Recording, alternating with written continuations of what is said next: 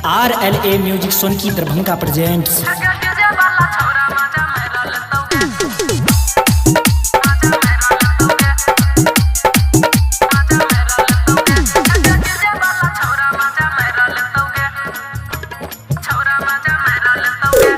Lover lover करवा जी सफायरा दतोगे, lover lover करवा जी सफायरा दतोगे, हाँ फायरा दतोगे।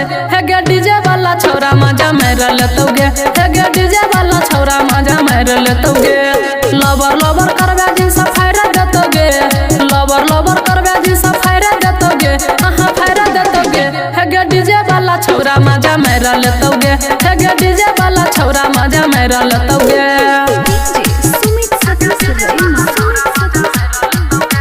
RLA music Sonki Darbhanga presents.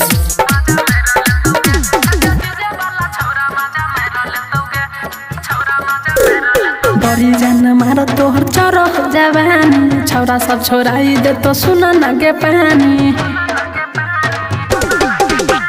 बड़ी जान मारो तोहर चोरो जवानी, छौरा सब छोराई दे तो सुन न गे पानी। सीना से दुपट्टा उतार दतोगे, सीना से दुपट्टा उतार दतोगे, उतार दतोगे।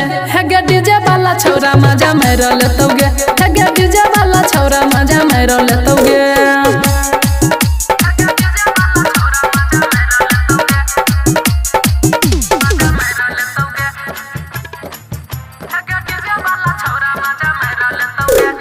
गायक रमन जी के गाना लगेल को, अनिल भैया के गाना बजेल को।